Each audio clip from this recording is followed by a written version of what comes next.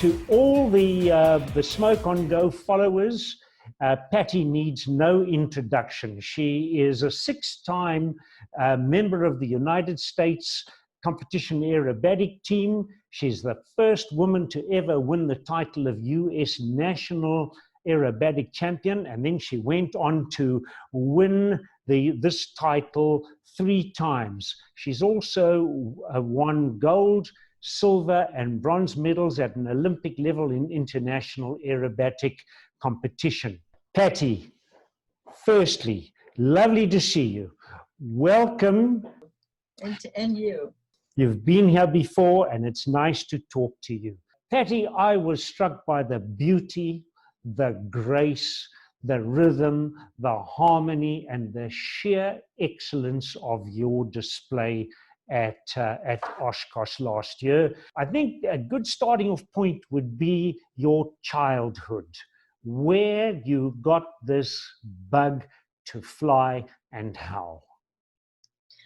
You know, I was brought up with an airline pilot dad, like your kids were, but he flew big airplanes, and I mainly grew up in Japan, and there were no small airplanes over there that I knew of, and there were no air shows. So I never had been to an air show, but I always was interested in aerobatics. I don't know why. And I used to ask him, because he learned to fly with the Army Air Corps, World War II time frame. And I used to ask him, what's it like to do a loop and a roll? He goes, it's no big deal, is what he'd say. And so it wasn't until much later when I moved to Alaska and started flying up there that I was able to take aerobatic lessons. And so backing up though, I said to my parents when I was really little, you know, I want to be a pilot. And I loved listening to my dad and his friends and helping him update his JEP charts. And they said, oh honey, you know, girls can't become pilots. But my sister's 9 years younger than me. And so 9 years later, things had changed enough that she was encouraged to have a career in aviation. And I got this great job working out in the bush, this little town called Dillingham. And I had to go to all these villages, and they were Eskimo villages for the most part, and assess their economic development needs. Sometimes it was a boat dock or better electricity, something pretty fundamental. And I said, well, how do I get to these villages? And they said, you charter a plane, just call one of the air taxis. So I didn't know anything about small airplanes. And so I called one of them, and got on this plane. The pilot was an idiot. It was a short runway. It was muddy. It was during spring break up there, and he didn't use full length of the runway. So you could see it coming. We're not going to get off the ground. And we got to the end of the runway, we crashed, and we flipped upside down, and we're hanging in our belts, and we got out, and the passenger and I, we looked at each other, and our knees were shaking uncontrollably. We had no control over them. They're just shaking. And so I called my office and said, what should I do? You know, we had an accident. And they said, well, who'd you charter with? And I told them the company. They go, oh, never fly with them. They're the worst. So they sent somebody else to pick us up and continue the trip. That's when I decided to learn to fly.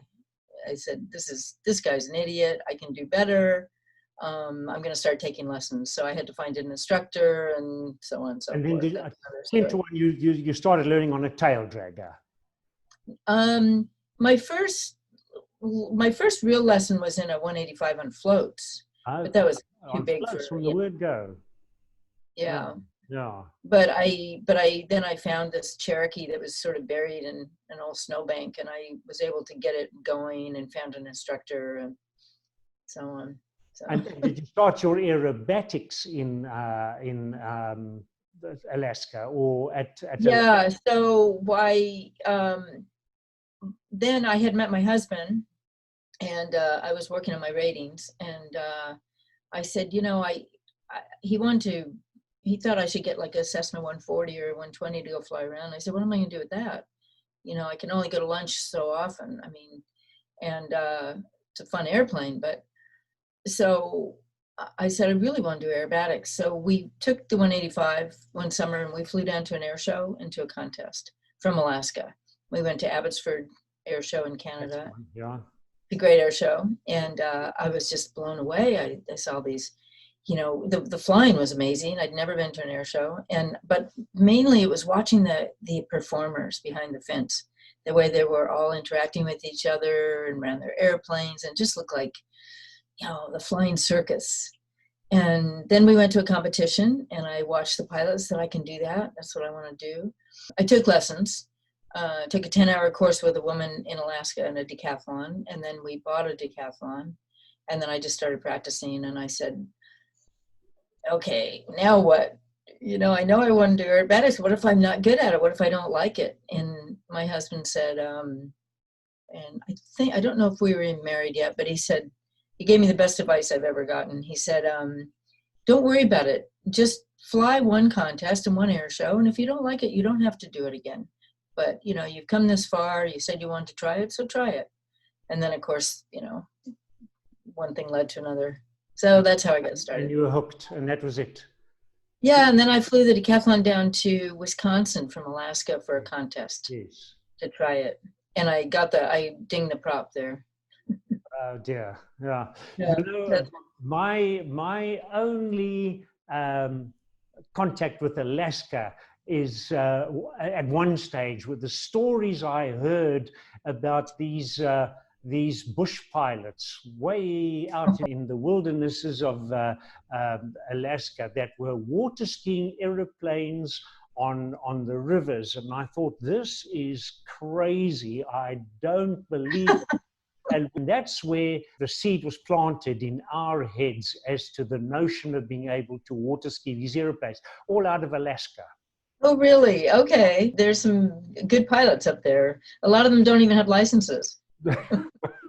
It's really the Wild West. So that's where you got the idea. That's where we got the idea from the Alaskans, yeah. So now you've started to learn to fly aerobatics, and then you started competing. And always in hired aeroplanes at that stage of the game. No, as I progressed, I knew that I had to, you know, I mean, my goals kept changing. Yes. All the time, and you know, first I just wanted to do it, and then I realized that if I worked really hard for a year, I might be able to get a spot on the U.S. aerobatic team. So I bought half interest in little pits. And the owner was in Minnesota. So the following summer, I spent a lot of time in Minnesota training, just 3 times a day, every day, learning how to fly unlimited. It was in a S1S. S1S, yeah. Yeah, fixed pitch, 180 horse. Oh, very capable little aeroplane. Yeah. That's what I used to fly way back. I loved it. Way back in the 70s, 180 horse S1S. Nice. They're great little airplanes. Yeah, 4 ailerons and great little airplane. Those were the same airplanes flown by Charlie Hilliard, Dean Stussky, and Tom Pobresny. That was in 1972. They were flying those airplanes. They flew them at Salon de Brevard in France. That's the US team took away all the honors. Mary Gaffney was there. Right. Yeah. And I've never met her. And the late Art Scholl, and he brought an S2A around. He brought that across the ocean to fly in France. Didn't do too well in that aeroplane. It doesn't perform as well as an S1S. But the little S1 is a wonderful aeroplane. I agree with you. I think they were so much fun. I really miss the biplane. Biplanes have this different personality than the monoplanes that we fly. They just seem happy. They're like cartoon characters. They kind of breathe. And after the S1S, how did you progress from there? So then I got a slot on the team, and I realized I needed something with more power. So we sold our interest in that plane and bought an S1T. And it had a Monty Barrett engine, and that was when the first hooker harnesses came out. So we had the ratchet on the seatbelt, and but you know, I never liked the T as much as I did the S. It had a little more power. It had a 200 horsepower instead of 180, and it had first I had a metal prop on it, so there was a lot of torque. It was hard to do tail slides well, and then we switched over to the MT prop at the time, but I never liked the T as much. I would agree with that. You know, on paper it looked terrific, but it just didn't have the same feel as the S1S. It didn't. Yeah. It didn't snap as well either, or flick, as you say. English and the South Africans, we talk about flick rolls and we talk about stall turns. You talk about snap rolls and hammerheads. Hammerheads, yeah. Otherwise, the rest is all the same. Yeah. Yeah. So then after that, the next airplane that I got was the S2S, and I got it for the purpose of building it up into a super pits, like Kermit Weeks type plane, you know, and Steve Wolf was going to build it up for us. And people, right about that time, people were saying, oh, you know, the monoplanes are the way to go. And it was very hard to find a monoplane. Most of them were home built. They were kind of scary. I saw some that had chains around the engine in case the engine mounts broke, so the engine wouldn't fall off and affect the CG. I'm like, I don't think I want to fly something like that. And right about that time, it's about 1987, Walter came out with his first extra 230s, first production monoplanes. So I started flying the S2S and I loved it. And so we bought a second S2S to have it rebuilt. And I said, I want to fly, this is what I want to fly. Of course, the roll rate was really slow, so it didn't help me in competition. And about halfway through the season, Clint McHenry said, you have to try the extra, it's just the best. So I was at this grass field in Illinois that summer, and I flew Clint's airplane. He had the first one in the country that was imported to Pompano Air Center in southern Florida. And I took off and went, oh my God, this is amazing. It just felt like I was flying through grease and oil. It was just so beautiful, the harmony of the controls. And so I immediately ditched the biplane project, and we put an order in for that. For the extra 230. 230, and my plane is still flying. I know the woman that just bought it. It's in Florida. It's crazy. That's the 230. Yeah. No. And there was one available, so I flew down and picked it up. And at that time, you know, it was pretty expensive for us. At that time, it was $80,000. Yes.